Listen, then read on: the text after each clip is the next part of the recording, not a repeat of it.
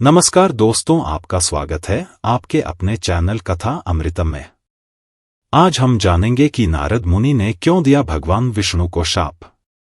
स्वर्ग के विशाल विस्तार में, जो मनुष्यों की पहुंच से परे था, नारद मुनि निवास करते थे, जो भगवान विष्णु के महान भक्त थे। उनकी भक्ति आकाश की तरह असीमित थी, लेकिन नारद अपनी जिज्ञासु प्रवृत्ति के लिए भी जाने जाते थे, जो लोकांतर में विचरण करते रहते और देवताओं की दिव्य लीला में अक्सर एक भूमिका निभाते थे। नारद मुनि एकांत वन में गहन तपस्या करने के लिए निकले। वह गहन ध्यान में बैठे, अपनी इंद्रियों पर पूरी तरह से विजय प्राप्त करने और सांसारिक इच्छाओं से मुक्ति पाने की तलाश में थे। उनका मन केवल परमात्मा पर केंद्रित था और उनकी तपस्या की गहराई ने ब्रह्मांड के आध्यात्मिक वातावरण को हिला दिया। यह देखकर देवताओं के राजा इंद्र बेचैन हो गए। उन्हें डर था कि यदि नारद इतनी शक्ति प्राप्त कर लेते तो यह देवताओं के शासन के लिए खतरा बन सकता था, या यहाँ तक कि नारद उन्हें स्वयं चुनौती दे सकते थे। चिंता से प्रेरित होकर इंद्र ने कामदेव, प्रेम के देवता, को बुलाया और उनसे कहा कि वे नारद की तपस्या को भंग करें और उनका मन सांसारिक सुखों की ओर मोड़ दें। कामदेव अपनी पत्नी रति के साथ नारद के आश्रम में उतरे। उन्होंने अपनी सभी शक्तियों का उपयोग किया, एक सुंदर उद्यान का निर्माण किया जो फूलों की सुगंध और पक्षियों की मीठी धुनों से भरा हुआ था। अप्सराएं सुंदर नृत्य कर रही थीं और कामदेव ने नारद की ओर अपनी शक्तिशाली कामनाओं के बाण छोड़े। हालांकि नारद का ध्यान अटूट रहा। उनकी गहन भक्ति और आध्यात्मिक ऊर्जा ने एक सुरक्षात्मक ढाल का निर्माण किया जो कामदेव के प्रयासों को विफल कर दिया। जिस स्थान पर नारद ध्यान कर रहे थे वह दिव्य आभा से युक्त था, क्योंकि यह स्थान भगवान शिव की पूर्व तपस्या से पवित्र था। अतीत में कामदेव ने यहाँ शिव के ध्यान को भंग करने का प्रयास किया था, लेकिन शिव की तीसरी आंख से भस्म हो गए थे। इस पवित्र स्थान पर कामदेव की शक्ति निष्प्रभावी हो गई थी। नारद को विचलित करने में अपनी असमर्थता का एहसास करते हुए कामदेव ने नारद की पवित्रता को स्वीकार किया और अपनी असफलता पर शर्मिंदा होकर वहां से चले गए। नारद को अब लगने लगा कि वे संसार के सारे मोहमाया से परे हैं। काम, क्रोध, लोभ जैसे सारे विकार उन्होंने जीत लिए थे, ऐसा उनका मानना था। नारद को गर्व का अनुभव हुआ। उन्हें विश्वास हो गया कि उन्होंने सभी प्रकार की इच्छाओं और आसक्तियों पर विजय प्राप्त कर ली है, यहाँ तक कि स्वयं कामदेव द्वारा उत्पन्न की गई इच्छाओं पर भी। यह नया आत्मविश्वास और मजबूत हुआ जब नारद तीनों लोकों में यह घोषणा करते हुए घूमने लगे कि वे सभी इच्छाओं से मुक्त और कामनाओं से ऊपर हैं। उन्होंने हर किसी को कामदेव के साथ घटी घटना सुनाई, यह जाने बिना कि उनका यह गर्व जल्द ही उनकी परीक्षा लेगा। भगवान विष्णु, जो ब्रह्मांड के पालनकर्ता और रक्षक हैं, नारद के सूक्ष्म अहंकार से अवगत थे। यद्यपि नारद वास्तव में एक महान ऋषि थे, उनके संपूर्ण वैराग्य के दावों में थोड़े से अहंकार की झलक थी। विष्णु ने नारद को विनम्रता का पाठ पढ़ाने का निश्चय किया। उन्होंने अपनी दिव्य शक्ति, माया का उपयोग करके एक ऐसी योजना बनाई जो नारद की स्वयं घोषित कामनाओं से मुक्ति को चुनौती दे सके। धर्मात्मा राजा शीलनिधि के राज्य में विष्णु ने अपनी माया के माध्यम से एक सुंदर राजकुमारी, श्रीमती विश्वमोहिनी थी। उसका सौंदर्य किसी भी नश्वर महिला से अधिक था और उसकी कृपा का वर्णन स्वर्ग की अप्सराओं से किया जा सकता था। उसकी आंखें सुबह की ओस की तरह चमकती थीं और उसकी आवाज गंधर्वों की मधुर धुनों के समान थी। नारद, जो पृथ्वी पर विचरण कर रहे थे, इस राज्य में आए और पहली बार श्रीमती को देखा।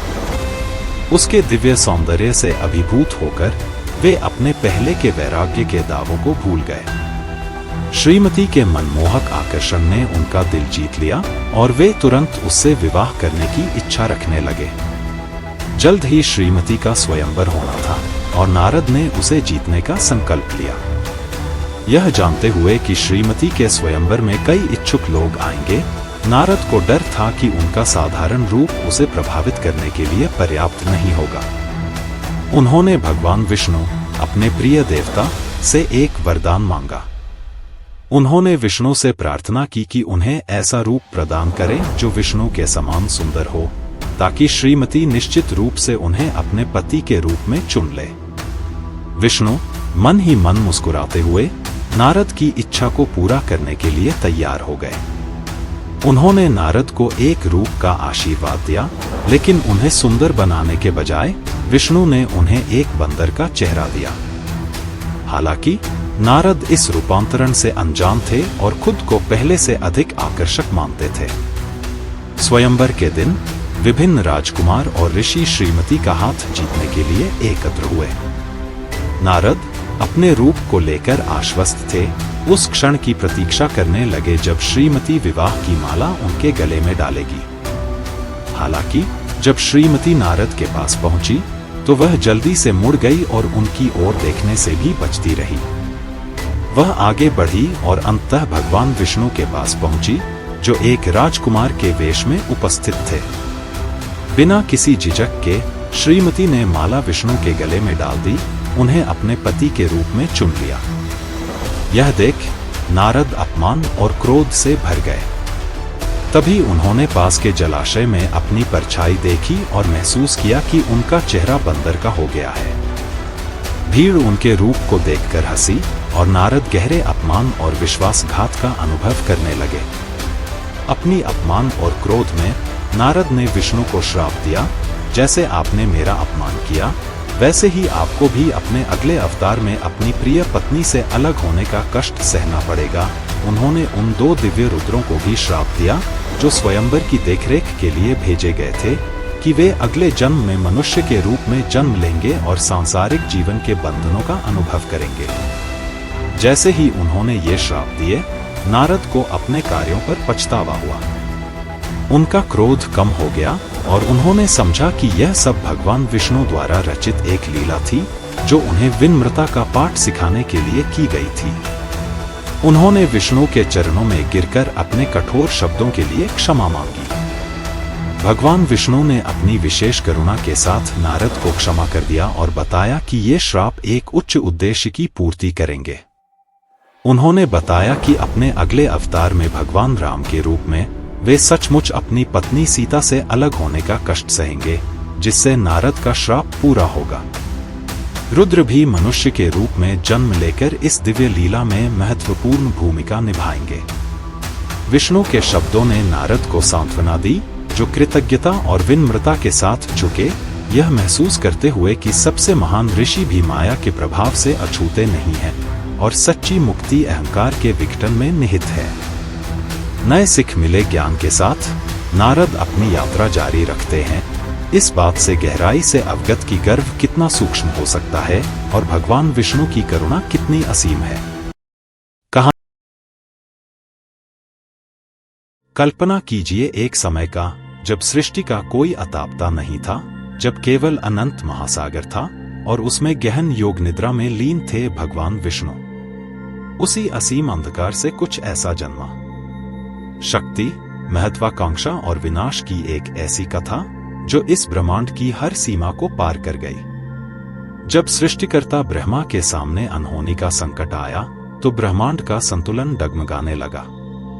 लेकिन उस संकट की घड़ी में एक ऐसी शक्ति प्रकट हुई जो इस कथा की दिशा को हमेशा के लिए बदलने वाली थी।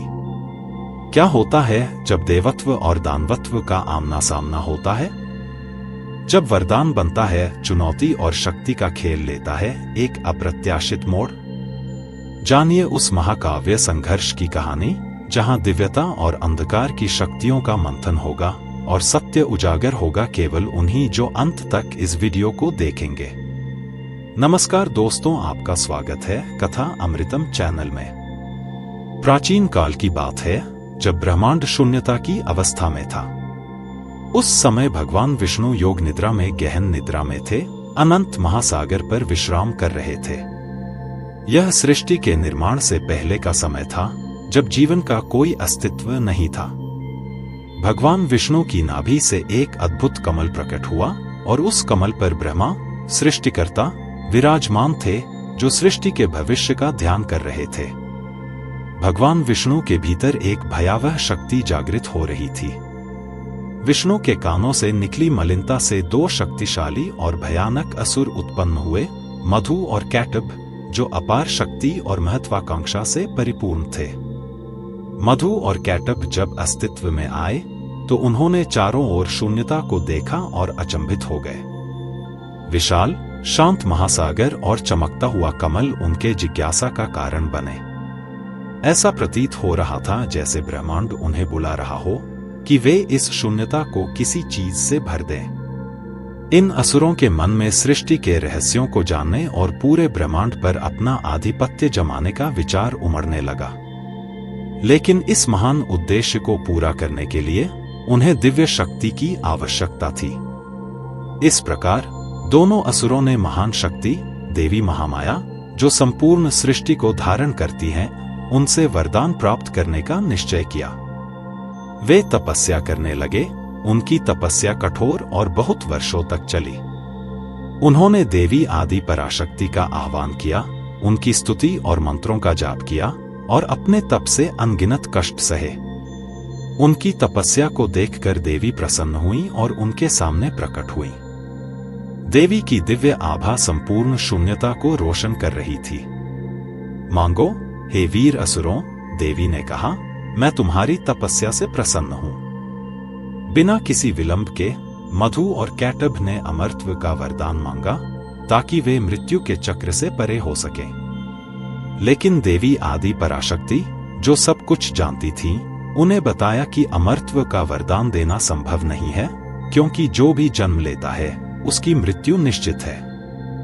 असुरों ने अपनी चतुराई का परिचय देते हुए यह वरदान मांगा कि वे अपनी मृत्यु का समय और स्थान स्वयं चुन सकें, ताकि कोई उन्हें उनकी इच्छा के विरुद्ध न मार सके। आदि पराशक्ति मां ने यह वरदान दे दिया। इस वरदान से सशक्त होकर मधु और कैटब और भी अधिक अहंकारी हो गए। जब वे महासागर में विचरण कर रहे थे, उनकी दृष्टि उस महान कमल और उस पर बैठे ब्रह्मा जी पर पड़ी, जो सृष्टि का ध्यान कर रहे थे। मधु और कैटब ने ब्रह्मा को एक प्रतिद्वंद्वी के रूप में देखा, जिसे नष्ट करना आवश्यक था।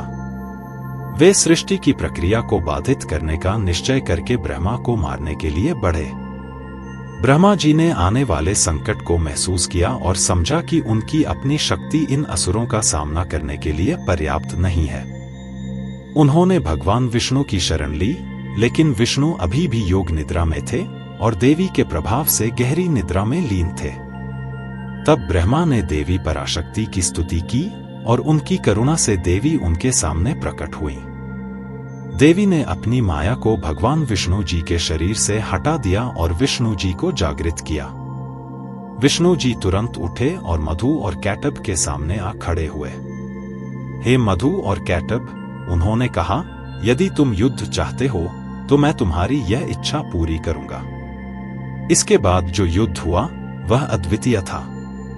5000 वर्षों तक यह युद्ध चलता रहा, लेकिन मधु और कैटब थके नहीं और उनकी शक्ति कम नहीं हुई। यह देखकर भगवान विष्णु को आश्चर्य हुआ कि उनकी शक्ति का स्रोत कुछ और है। तब उन्होंने गहन ध्यान में जाकर इसका रहस्य जानने का निश्चय किया। ध्यान करते हुए विष्णु जी को समझ में आया कि देवी मां के वरदान ने ही असुरों को यह शक्ति दी है।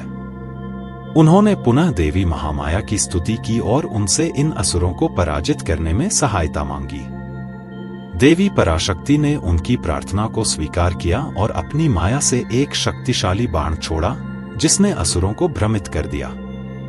इस अवसर का लाभ उठाकर विष्णु जी ने मधु और कैटब से कहा, मैं तुम्हारे युद्ध कौशल से बहुत प्रसन्न हुआ, मांगो, क्या वरदान मांगते हो?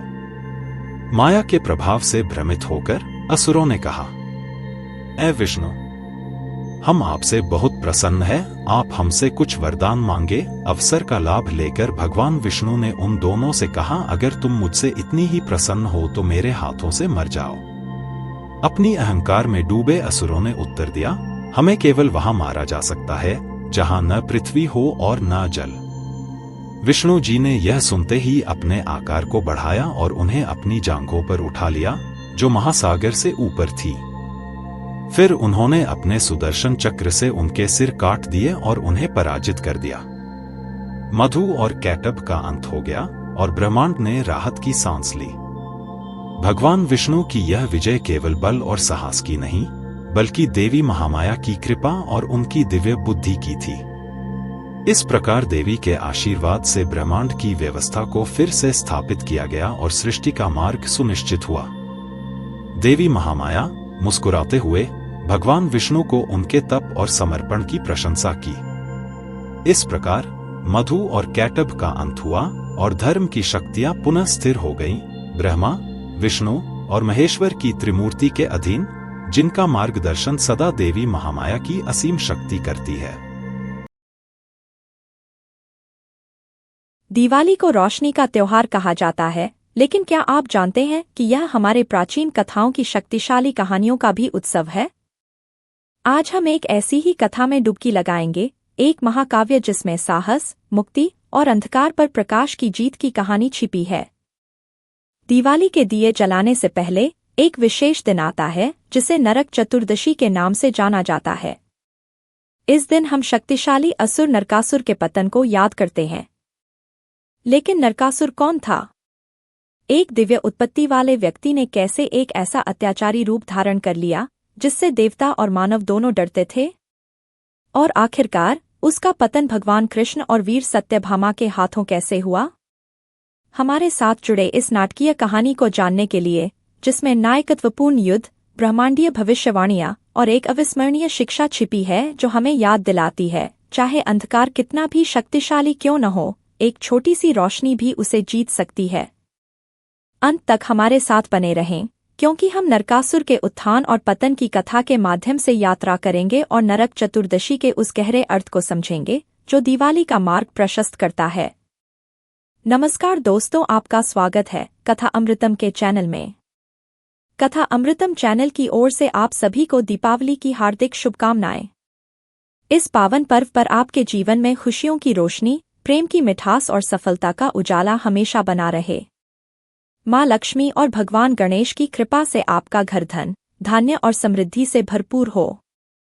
दीपों की जगमगाहट आपके जीवन के हर अंधकार को मिटा दे और आपके मार्ग को नई ऊर्जा और आशा से रोशन करे।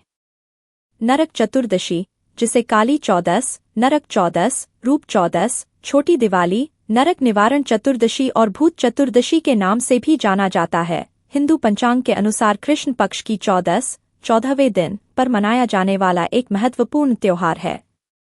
इस दिन हिंदू लोग सामान्य से पहले उठते हैं और पारंपरिक अभ्यंग अनुष्ठान करते हैं, जिसमें तिल के तेल या औषधीय तेल से पूरे शरीर और सिर की मालिश की जाती है। इसके बाद स्नान से पहले उपटन लगाया जाता है। इसके बाद स्वच्छ वस्त्र धारण किए जाते हैं और परिवार और मित्रों के साथ भव्य नाश्ते का आनंद लिया जाता है। शाम को पटाखों के साथ उत्सव मनाया जाता है और दोपहर के भोजन में विशेष मिठाइयाँ परोसी जाती हैं। घरों को दियों से रोशन किया जाता है, जो त्योहार की खुशियों को और बढ़ाता है। नरकासुर की कहानी। नरकासुर हिंदू पौराणिक कथाओं में एक शक्तिशाली और भयानक असुर था और उसकी कहानी भूदेवी और वराह, विष्णु के वराह अवतार से जुड़ी हुई है। यह है नरकासुर की कथा। नरकासुर का जन्म भूदेवी, जिसे भूमि देवी के नाम से भी जाना जाता है, और वराह, विष्णु के वराह अवतार से हुआ था। यह तब हुआ जब विष्णु ने वराह के रूप में अवतार लेकर पृथ्वी को बचाया था, जिसे राक्षस हिरण्याक्ष ने ब्रह्मांडीय सागर में डुबो दिया था। पृथ्वी को गहराई से उठाने के बाद वराह और भूदेवी का एक पुत्र हुआ, जिसका नाम नरक था। अपने दिव्य माता पिता के कारण उसे अद्भुत शक्ति प्राप्त थी और वह महानता के लिए नियत था।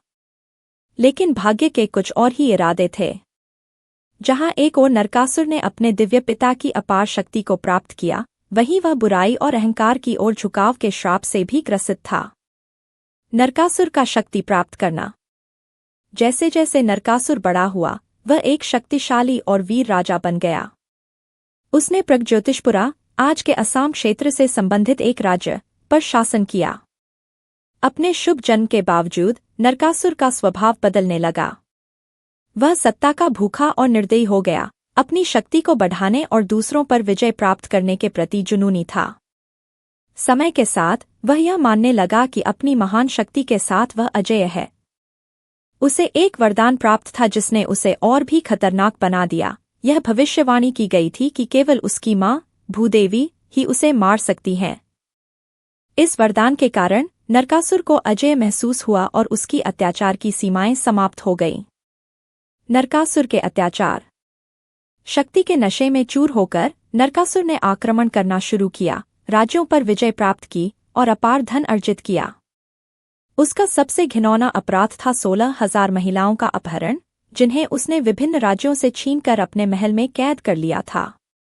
इन महिलाओं को उसकी कैदी के रूप में रखा गया था और वह जबरदस्ती उन सभी से विवाह करना चाहता था। उसने अदिति, देवताओं की माता, के कुंडल भी चुरा लिए और स्वर्ग में देवताओं के बीच अराजकता फैला दी। उसकी क्रूरता और आतंक तीनों लोकों में असहनीय हो गई। भगवान कृष्ण का हस्तक्षेप। नरकासुर के अत्याचारों को और अधिक सहन न कर पाने पर देवताओं ने भगवान कृष्ण से सहायता मांगी। कृष्ण ने हस्तक्षेप करने का निर्णय लिया, लेकिन नरकासुर को मिले वरदान के कारण उन्हें अपनी पत्नी सत्यभामा को साथ ले जाना पड़ा। सत्यभामा भूदेवी का अवतार थी, जो नरकासुर की अपनी माता थीं। एक भयंकर युद्ध कृष्ण और नरकासुर के बीच हुआ। नरकासुर ने वीरता से युद्ध किया, लेकिन वह कृष्ण की दिव्य शक्ति के आगे टिक नहीं पाया। गंभीर रूप से घायल होने के बावजूद नरकासुर ने युद्ध जारी रखा, यह सोचकर कि कोई भी उसे मार नहीं सकता क्योंकि उसे वरदान प्राप्त था। उसी समय सत्यभामा, जो कृष्ण के साथ रथ पर सवार थी, ने धनुष उठाया और नरकासुर पर बाण चलाया। चूंकि वह भूदेवी का अवतार थी, भविष्यवाणी पूरी हो गई। नरकासुर अपनी ही मां के हाथों मारा गया और उसका आतंक का शासन समाप्त हो गया। परिणाम। अपनी मृत्यु से पहले नरकासुर ने अपनी गलतियों की गंभीरता को महसूस किया और अपनी मां से क्षमा मांगी। सत्यभामा ने दया दिखाते हुए उसे क्षमा कर दिया और नरकासुर शांति के साथ मृत्यु को प्राप्त हुआ। भगवान कृष्ण ने उन 16,000 महिलाओं को मुक्त कराया, जिन्हें नरकासुर ने कैद कर रखा था। उनके सम्मान को बनाए रखने और सामाजिक कलंक से बचाने के लिए कृष्ण ने उन सभी से विवाह किया, जिससे उन्हें समाज में सम्मान और गरिमा मिली। नरक चतुर्दशी का उद्गम और महत्व। नरकासुर की मृत्यु नरक चतुर्दशी के दिन मनाई जाती है, जो दिवाली से ठीक एक दिन पहले आती है। नरक चतुर्दशी नाम 2 संस्कृत शब्दों से बना है, नरक, जिसका अर्थ है नर्क या गहरा दुख, और चतुर्दशी, जो चंद्र पखवाड़े के 14वें दिन को दर्शाता है। यह त्योहार नरकासुर द्वारा प्रतिनिधित्व किए गए अंधकार और बुराई से मुक्ति का प्रतीक है, और यह अच्छाई पर बुराई की विजय और धर्म, नैतिकता की पुनः स्थापना का प्रतीक है। कहानी का गहरा आध्यात्मिक महत्व भी है, जो भीतर के राक्षसों जैसे अहंकार, अज्ञानता और क्रूरता पर विजय का प्रतीक है। आध्यात्मिक दृष्टि से नरक चतुर्दशी लोगों को नकारात्मक प्रवृत्तियों से छुटकारा पाने और अपने भीतर के अंधकार को दूर करने की याद दिलाती है। यह त्योहार दीपावली का एक अग्रदूत है, जो नई शुरुआत, समृद्धि और अंधकार पर प्रकाश की विजय का उत्सव है। नरक चतुर्दशी का एक और महत्व ये भी है कि इस दिन को मां काली की पूजा के लिए समर्पित माना जाता है, जो बुराई और अज्ञानता का नाश करने वाली शक्ति की प्रतीक है। मान्यता है कि इस दिन मां काली ने राक्षसों का संहार कर संसार को सुरक्षित किया था। काली चौदस के अवसर पर लोग दीप जलाकर नकारात्मक ऊर्जा को दूर भगाते हैं और मां काली की कृपा से सुरक्षा और शांति की प्रार्थना करते हैं। एक दिन कैलाश पर्वत की ओर बढ़ते हुए इंद्र और बृहस्पति का सामना एक रहस्यमयी योगी से हुआ। ये साधारण योगी नहीं था। क्या ये वास्तव में शिव का रूप था, जो उन्हें परखने के लिए आया था? इंद्र की अवहेलना पर एक अदृश्य शक्ति का आभास हुआ। कोई नहीं जानता था कि शिव की तीसरी आंख की शक्ति इतनी भयंकर हो सकती है। और इसके बाद समुद्र में एक घटना घटने वाली थी, जो पूरे संसार को हिला देगी। ये कहानी सिर्फ युद्ध और शक्ति की नहीं है, बल्कि माया, विश्वास और छल की भी है।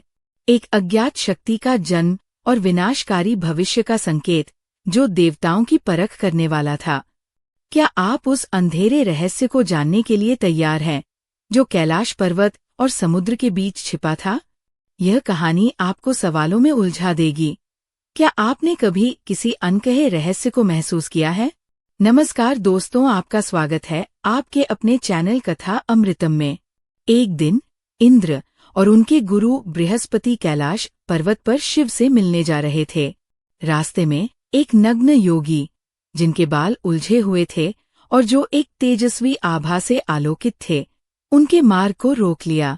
ये योगी स्वयं शिव थे, जिन्होंने इंद्र और बृहस्पति के अहंकार और बुद्धिमत्ता का परीक्षण करने के लिए ये रूप धारण किया था। शिव को पहचान न पाने के कारण इंद्र क्रोधित हो गए और उन्होंने उस व्यक्ति से रास्ता छोड़ने की मांग की।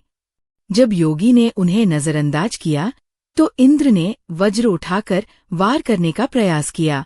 इसके जवाब में शिव की तीसरी आंख खुली और एक विध्वंसक ऊर्जा प्रकट हुई, जिसने इंद्र को मारने तक की स्थिति उत्पन्न कर दी। शिव को पहचानते हुए बृहस्पति तुरंत क्षमा की प्रार्थना की और शिव से इंद्र की जान बचाने की विनती की। विनाश से बचने के लिए शिव ने अपनी शक्तिशाली ऊर्जा को समुद्र में मोड़ दिया। इसी ऊर्जा से एक बालक का जन्म हुआ, जिसकी चीखें ब्रह्मा तक गूंज गईं, जो उसका ध्यान आकर्षित करने में सफल रहे।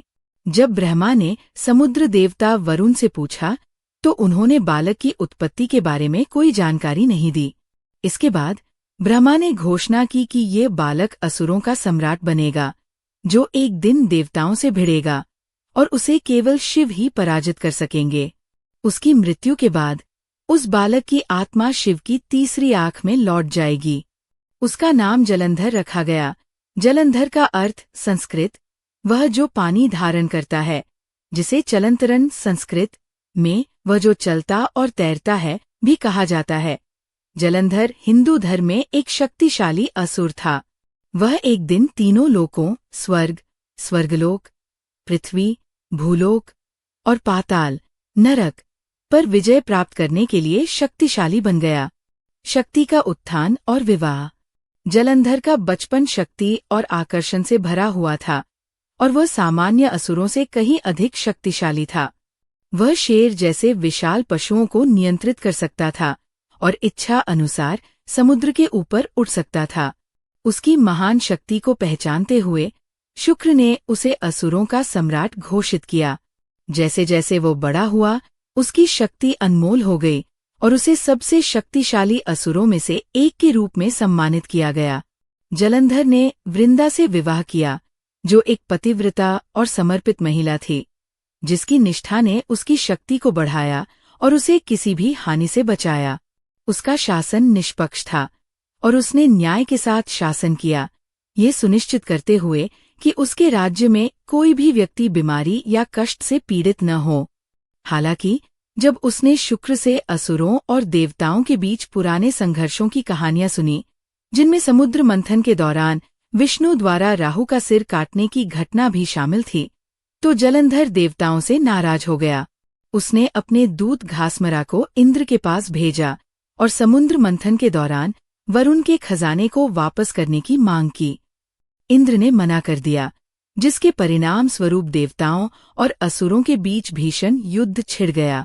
देवताओं के साथ युद्ध और तीनों लोकों की विजय। युद्ध विनाशकारी थे, दोनों पक्षों में अनगिनत हताहत हुए। शुक्र ने अपनी अमृत जीवनी, जीवन देने वाली विद्या से मरे हुए असुरों को पुनर्जीवित किया, जबकि बृहस्पति ने द्रोण पर्वत से औषधियों का उपयोग करके देवताओं को ठीक किया। शुक्र ने जलंधर को सलाह दी कि बृहस्पति को औषधियों का उपयोग करने से रोकने के लिए पर्वत को उखाड़ फेंके, जिसे जलंधर ने समुद्र में फेंक दिया। असुरों से हारकर देवताओं ने विष्णु से मदद मांगी, जो जलंधर के साहस से गहरे प्रभावित हुए। विष्णु ने जलंधर को अपनी इच्छानुसार वरदान देने का वचन दिया और जलंधर ने अनुरोध किया कि विष्णु लक्ष्मी के साथ उसके राज्य में निवास करें।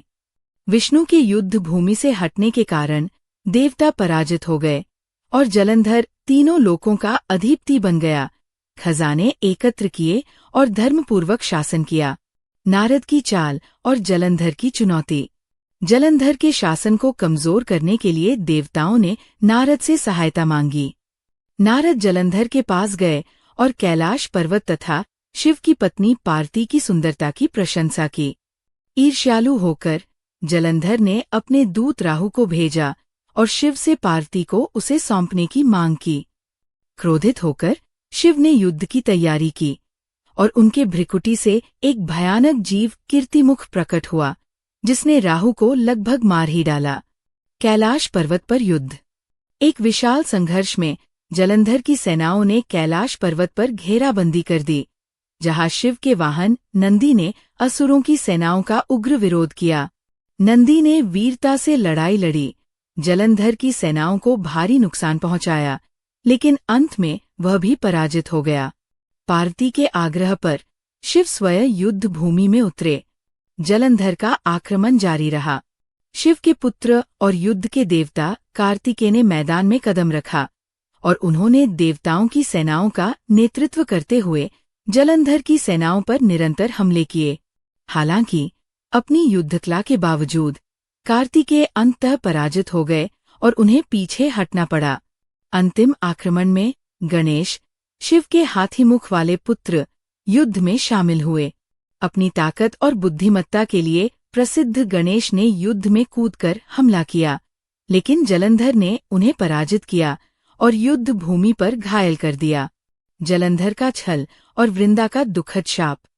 जलंधर, जो विजय प्राप्त करना चाहता था, अपनी माया शक्तियों का उपयोग करके शिव का रूप धारण कर पार्वती के पास पहुंचा, ये सोचते हुए कि वह उसे धोखा दे सकता है। लेकिन पार्वती ने छल को भांपते हुए विष्णु का ध्यान किया और उनसे हस्तक्षेप की प्रार्थना की। इसके उत्तर में विष्णु ने एक योजना बनाई और जलंधर का रूप धारण कर वृंदा को धोखा देने की कोशिश की। जलंधर को मारने का केवल एक ही रास्ता था, वृंदा के पतिव्रता को भंग करना।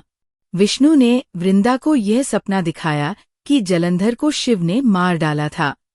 फिर एक तपस्वी का रूप धारण करके उन्होंने ये माया रची कि जलंधर को उन्होंने फिर से जीवित कर दिया है। अत्यंत खुश होकर वृंदा ने उनका स्वागत किया, जिसे वह अपने पति के रूप में समझ रही थी, और वह कई दिनों तक उससे एक वन में अकेले समय बिताने लगी। अंत में वृंदा ने सच्चाई समझी और यह जानकर कि विष्णु ने उसे धोखा दिया है, उसने विष्णु को कठोर शाप दिया। उसने कहा कि एक दिन कोई उसके अपने पत्नी को धोखा देगा, जैसे उसने उसे धोखा दिया। ये भविष्यवाणी रामायण के महाकाव्य में सच साबित हुई, जब रावण ने सीता का अपहरण किया। उसने ये भी भविष्यवाणी की कि विष्णु एक दिन शोक में भटकेंगे लक्ष्मण के साथ, और उन्हें बंदरों, वानरों से सहायता मांगनी पड़ेगी।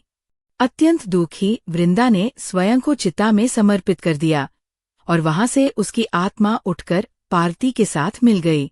जलंधर का पतन और मृत्यु। अंतिम संघर्ष में शिव और जलंधर का मुकाबला हुआ, जो ब्रह्मांड को हिला देने वाला था। अपने परिवार और सहयोगियों के मारे जाने या घायल हो जाने के बाद जलंधर अकेले ही लड़ा। शिव ने अपनी सारी दिव्य ऊर्जा एकत्रित करके अपने अंगूठे से एक चक्र विभि बनाया, जो जलंधर का सिर एक ही वार में उड़ा दिया और उसका भाग्य तय हो गया। जलंधर की मृत्यु के साथ उसकी आत्मा शिव में मिल गई और उसकी कहानी ने एक पूर्ण चक्र पूरा किया। जलंधर की मृत्यु के बाद वृंदा को अमरता प्राप्त हुई और वह पवित्र तुलसी पौधे के रूप में प्रतिष्ठित हुई, जिसे आज भी भक्ति और पवित्रता का प्रतीक माना जाता है। जलंधर की ये गहन और तीव्र कहानी हमें प्रेम, अहंकार और भाग्य के ब्रह्मांडीय खेल की याद दिलाती है। ये शक्ति और संवेदनशीलता दोनों का एक काव्य है, जो कालांतर में गूंजता रहता है। विष्णु का वृंदा को वरदान। वृंदा की अडिग भक्ति के प्रतीक स्वरूप भगवान विष्णु ने उसे एक शाश्वत सम्मान दिया। उन्होंने ये निर्णय लिया कि वृंदा को हमेशा के लिए तुलसी के पौधे के रूप में पूजा जाएगा, जो सभी पौधों में सबसे पवित्र होगा। वृंदा का आशीर्वाद उस व्यक्ति को मिलेगा जो तुलसी के पौधे के माध्यम से उसकी भक्ति करेगा, और उसकी आत्मा हमेशा इस पौधे में पवित्रता और शक्ति के स्रोत के रूप में निवास करेगी। वृंदा का पवित्र पौधे में रूपांतरण। वृंदा की आत्मा उसके शरीर से मुक्त हो गई और उसके स्थान पर एक पवित्र पौधा तुलसी उगाया। ये पवित्र तुलसी का पौधा वृंदा की आत्मा का प्रतीक बन गया, पवित्र, समर्पित और निरंतर देने वाला। उस दिन से तुलसी हिंदू घरों का एक प्रिय हिस्सा बन गई जिसे वृंदा की पुण्य और प्रेम का रूप माना गया। हिंदू संस्कृति और चिकित्सा में तुलसी का महत्व। तुलसी का पौधा हिंदू संस्कृति में पवित्रता और रक्षा का प्रतीक माना जाता है। घर में तुलसी रखने से मान्यता है कि ये सामंजस्य लाता है, बुराई को नष्ट करता है और परिवार को स्वास्थ्य और समृद्धि का आशीर्वाद देता है। औषधीय दृष्टि से तुलसी आयुर्वेद में अपनी रोग प्रतिकारक क्षमता को बढ़ाने, श्वसन समस्याओं को दूर करने, तनाव कम करने और शरीर की ऊर्जा संतुलित करने के लिए प्रसिद्ध है। तुलसी वास्तव में एक उपहार है जो आध्यात्मिक महत्व को समग्र कल्याण के साथ जोड़ता है। तुलसी के सामने दीप जलाने की परंपरा। प्रत्येक सुबह और शाम हिंदू घरों में महिलाएं तुलसी के पौधे के सामने दीपक जलाती हैं, जो भक्ति और आभार का प्रतीक है। ये परंपरा वृंदा की आत्मा को सम्मानित करती है और घर में दिव्य आशीर्वाद का स्वागत करती है। दीपक की ज्योति को अंधकार को दूर करने वाली माना जाता है, जो शारीरिक और आध्यात्मिक सुरक्षा का प्रतीक होती है और परिवार को शांति और समृद्धि प्रदान करती है। तुलसी विवाह के विस्तृत पूजन और उत्सव की प्रक्रिया। 1. तुलसी के पौधे की तैयारी और सजावट। दिन की शुरुआत पूरी तैयारी से होती है। भक्त तुलसी के पौधे को साफ करते हैं और सजाते हैं, जो घरों में बने छोटे मंदिर तुलसी वृंदावन में उगाया जाता है। तुलसी के पौधे को दुल्हन के रूप में सजाया जाता है। उसे छोटे साड़ी या कपड़े में लपेटा जाता है। महिलाएं उसे कुमकुम, हल्दी लगाती है और छोटे मंगलसूत्र, जो विवाह का प्रतीक होता है, पौधे के चारों ओर बांधती हैं और उसे श्रीवृंदा देवी के रूप में सम्मानित करती हैं, जो भगवान विष्णु की पत्नी मानी जाती है। एक छोटा शालिग्राम, जो भगवान विष्णु का प्रतीक होता है, या तुलसी के पास रखा जाता है, जिसे पीले वस्त्रों में लपेटा जाता है और फूलों की माला से सजाया जाता है। 2. मंडप का निर्माण। तुलसी के पौधे के चारों ओर एक छोटा मंडप बनाया जाता है, जो गन्ने के डंठल, केले के पौधों या लकड़ी की छड़ों से सजाया जाता है, जिन्हें गुलाब के फूल, पत्तियां और रंगीन कपड़े से सजाया जाता है। यह मंडप पारंपरिक हिंदू विवाह समारोह का प्रतीक है। परिवार के लोग तुलसी के पौधे के पास रंगोली के पैटर्न भी बनाते हैं, जो रंगीन पाउडर से बनाए गए डिजाइन होते हैं, जिससे उत्सव का माहौल और भी मनमोहक बनता है। 3. विवाह समारोह। तुलसी विवाह की पूजा हिंदू विवाह समारोह से मिलती जुलती होती है। एक पुजारी को आमंत्रित किया जा सकता है, जो वैदिक मंत्रों का उच्चारण करता है और शुभ विवाह के लिए संकल्प करता है। परिवार के सदस्य वृंदा के माता पिता के रूप में कार्य करते हैं और भगवान विष्णु, जो दूल्हे के प्रतीक होते हैं, को कन्यादान करते हैं। माना जाता है कि इन रीतियों को निभाने से परिवार और उनके घर में समृद्धि और सामंजस्य का वास होता है। तुलसी के पौधे और शालिग्राम को एक पवित्र धागे से बांधा जाता है, जो उनके एकता का प्रतीक होता है, जबकि परिवार के सदस्य फूलों की पंखुड़ियों से उन पर आशीर्वाद की बौछार करते हैं और प्रार्थना करते हैं। 4. प्रार्थनाएं, भजन और कीर्तन। पूरे समारोह के दौरान भक्त तुलसी और भगवान विष्णु को समर्पित भजन गाते हैं और वृंदा की गहरी भक्ति की कहानी सुनाते हैं। ये संगीत समारोह में उल्लास बढ़ाता है, जिससे दिव्य विवाह का आनंद और भी बढ़ जाता है। प्रार्थनाएं की जाती हैं, जिसमें परिवार के कल्याण, स्वास्थ्य और समृद्धि के लिए आशीर्वाद मांगे जाते हैं। तुलसी को एक रक्षात्मक पौधा माना जाता है और इस त्योहार के दौरान उसकी पूजा करने से घर का वातावरण शुद्ध होने और शांति की प्राप्ति होती है। 5. प्रसाद और भोज। विवाह के बाद प्रसाद जैसे मिठाई, फल, नारियल और गुड़ परिवार के सदस्य और भक्तों में बांटे जाते हैं।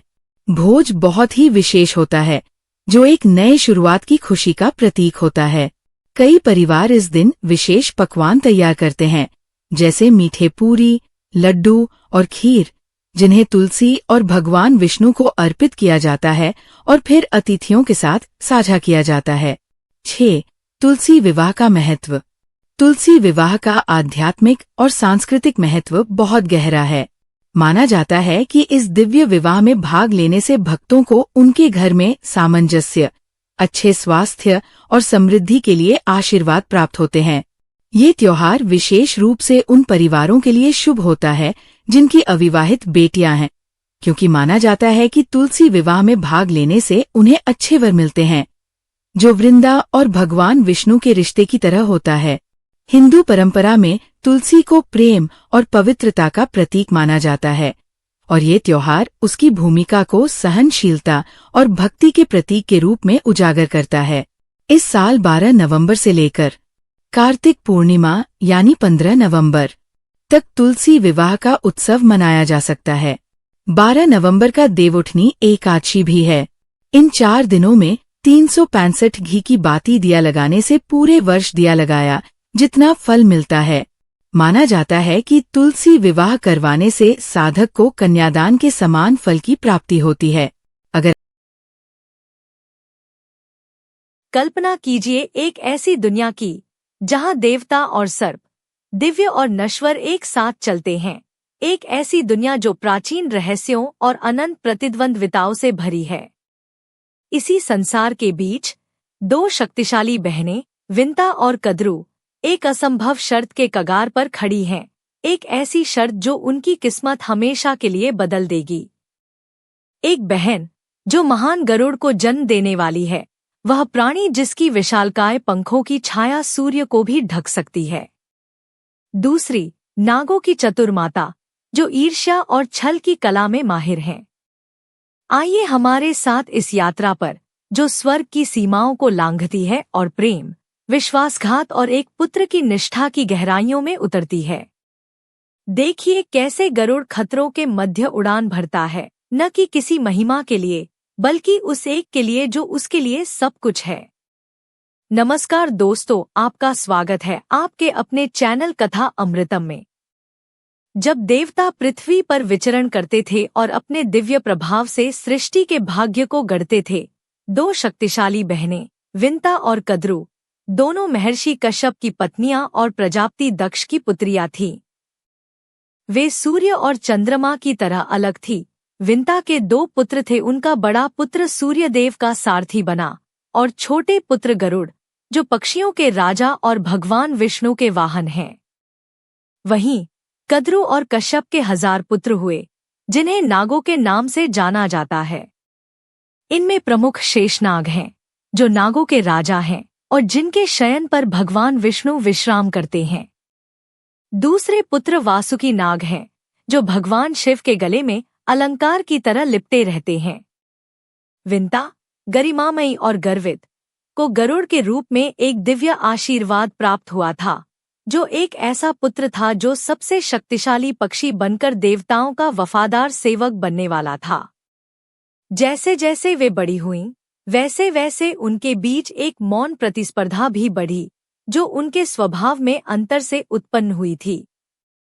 विंता हालांकि गर्वित, वफादारी और ईमानदारी को प्रिय मानती थी, जबकि कद्रू अपनी तीव्र बुद्धि और शक्ति के प्रेम के लिए जानी जाती थी। दोनों बहनें एक अस्थिर युद्ध विराम बनाए रखतीं, प्रत्येक अपनी संतान के साथ शांति से रहती, लेकिन एक गहरी प्रतिस्पर्धा उनके बीच हमेशा छिपी रहती। यह प्रतिस्पर्धा ही एक धोखाधड़ी, बलिदान और एक पुत्र के द्वारा अपनी मां को स्वतंत्रता दिलाने की कहानी की शुरुआत बनी। एक सुनहरी सुबह जब दोनों बहनें समुद्र के किनारे चल रही थीं, उनकी नजरें उस अद्भुत सफेद घोड़े उच्छ्रवस पर पड़ी जो समुद्र मंथन के दौरान उत्पन्न हुआ था। एक चंचल चुनौती के रूप में विंता ने कहा, देखो उस घोड़े को, क्या यह सबसे शुद्ध सफेद नहीं है, बिना किसी धब्बे के? लेकिन कद्रू ने विरोध किया, नहीं बहन, ध्यान से देखो, मैं इसके पूंछ पर काले रंग का एक निशान देख सकती हूँ। कद्रू की आंखों में एक चालाक विचार चमका, तो चलो इस पर दाव लगाते हैं। अगर घोड़े की पूंछ में काले रंग का कोई निशान है तो तुम मुझे और मेरे बच्चों को हमेशा सेवा करोगी, यदि नहीं है तो मैं तुम्हारी सेवा करूंगी। विंता गर्वित और आत्मविश्वासी दांव लगाने के लिए तैयार हो गई, यह सोचते हुए कि वह निश्चित रूप से जीतने वाली है। लेकिन कद्रू ऐसा नहीं चाहती थी कि चीजें सिर्फ संयोग पर छोड़ दी जाएं। उस रात उसने अपने नाग पुत्रों से फुसफुसाया, सुबह होते ही तुम उच्छैश्रवस की पूंछ को घेर कर इसे काले रंग का दिखाना। हमारी जीत इस पर निर्भर करेगी। नागों ने खुशी खुशी अपनी माँ की मदद की और घोड़े की पूंछ में अपने बलों से काला रंग भर दिया। अगली सुबह जब विंता और कद्रू ने घोड़े को देखा, विंता का दिल बैठ गया।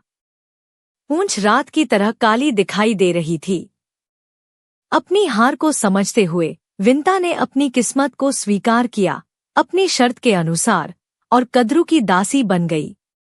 उसकी कभी गर्वित आत्मा अब दास्ता के बोझ से ढकी हुई थी।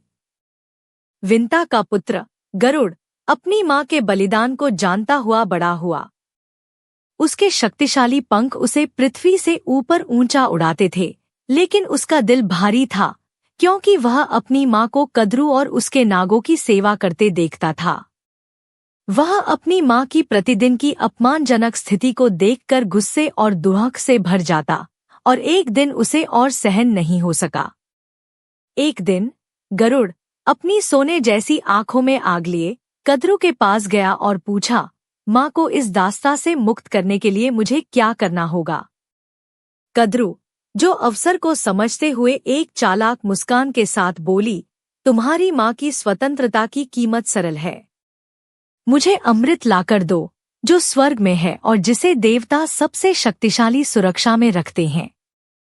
केवल तभी मैं तुम्हारी माँ को मुक्त करूंगी। यह कार्य गरुड़ के लिए कठिन था, क्योंकि अमृत कोई सामान्य अमृत नहीं था, वह देवताओं की अमरता का सार था, जिसे स्वर्ग में गहरे रूप से सुरक्षित किया गया था। लेकिन गरुड़ का अपनी माँ के प्रति प्रेम किसी भी चुनौती से बड़ा था। एक दृढ़ निश्चय और गरजते हुए पंखों के साथ उसने आकाश में उड़ान भरी, यह संकल्प लेकर कि वह अपनी माँ को स्वतंत्र करेगा। गरुड़ की यात्रा खतरों से भरी हुई थी। उसकी पहली चुनौती थी आग के समुद्र को पार करना, जिसे अग्नि देवता ने एक अभेद्य दीवार के रूप में रखा था, ताकि मनुष्य उसकी सीमा को पार न कर सकें। आग का ताप असाधारण था, लेकिन गरुड़ की भक्ति उससे भी गर्म थी। उसने अपनी पूरी ताकत से अपनी विशाल पंख फैलाए और हवाओं को उत्पन्न किया, जो आग को शांत कर दी, और उसने आग की दीवार को पार कर लिया। इसके बाद उसे देवताओं द्वारा रखे गए एक विशाल घूर्णन चक्के का सामना करना पड़ा, जिसमें तीव्र धारदार ब्लेड थे, जो किसी भी घुसपैठिए को रोकने के लिए थे। यह चक्र जीवन, जन्म और मृत्यु के चक्र का प्रतीक था, एक अनंत और मृत्युकारी लय। गरुड़ ने इसके समय को देखा और सही क्षण पर कूदकर इस चक्र को पार किया और दूसरी तरफ बगैर किसी नुकसान के पहुंचा।